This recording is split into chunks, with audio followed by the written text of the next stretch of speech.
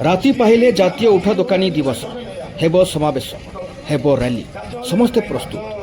ହେଲେ ରାତିରେ ଘଟିଯାଏ ଏମିତି କିଛି। ସହରର କେନ୍ଦ୍ରସ୍ଥଳରେ ଥିବା ଏକ ନମ୍ବର ହାଟର ଉଠା ଦୋକାନମାନଙ୍କରେ ଲାଗିଯାଏ ନିଆଁ। ସକାଳ ସୂର୍ଯ୍ୟ ଉଠନ୍ତି ସତ, ହେଲେ ଅସ୍ତ ହୋଇଯାଇଥାଏ ଅନେକ ସଂସାରର ରୋଜଗାର ଆଶା ଓ ଭରସା। ଚାରିଆଡ଼େ ହାହାକାର।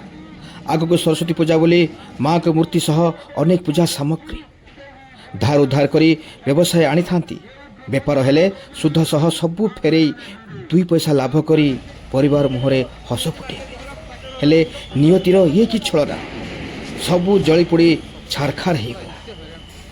ବଡ଼ ବଡ଼ ଦୋକାନ ପରି ଏମାନଙ୍କର ଇନ୍ସୁରାନ୍ସ ନାହିଁ, କାରଣ ଏମାନେ ଉଠା ଦୋକାନୀ। ଏମାନଙ୍କୁ କ୍ଷତିପୂରଣ ମିଳିବ ନାହିଁ, କାରଣ ଏମାନେ ଉଠା ଦୋକାନ। ଏମାନଙ୍କର ଦୁଃଖ ଶୁଣିବାକୁ କିଏ ଅଛି, କାରଣ ଏମାନେ ଉଠା ଦୋକାନୀ। ପ୍ରଶ୍ନ ଉଠେ, ଏମାନଙ୍କୁ ଉଠା ଦୋକାନୀ କଲା କିଏ?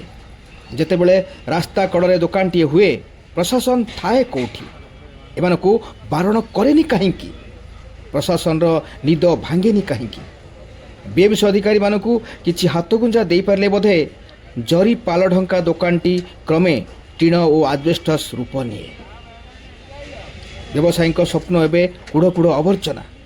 ଏହାକୁ ସଫା କରିବାରେ ପ୍ରଶାସନ ବହୁ ତତ୍ପର, କାରଣ ସ୍ମାର୍ଟ ସିଟିର ଶୋଭା ହାନି ହୋଇଯିବ ଯେ। ପୋଡ଼ି ଯାଇଥିବା ସ୍ୱପ୍ନର ପାଉଁଶ ଭିତରୁ କିଛି ଆଶାକୁ ଜୀବିତ କରିବାକୁ ବୁଢ଼ୀ ମାଟିଏ ତତ୍ପର। ପାରୁ ପର୍ଯ୍ୟନ୍ତ ଚେଷ୍ଟା କରୁଛି, ହେଲେ କ'ଣ କରିପାରିବ ସେ? ତେବେ ଏହି ଘଟଣାଟି ଛାଡ଼ିଯାଏ ଅନେକ ସୱାଲ। ଜାତୀୟ ଉଠା ଦୋକାନୀ ଦିବସ ପୂର୍ବରୁ ଏମିତି ହେଲା ହାଲ।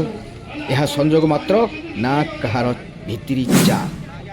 ଯାହା ବି ହେଲେ ସତରେ ଲାଗିଛି ନିଆଁ, ଅନେକ ସଂସାର ହେଇଛି ଧୂଆଁ, ଅନେକ ସଂସାର ହେଇଛି ଧୂଆଁ।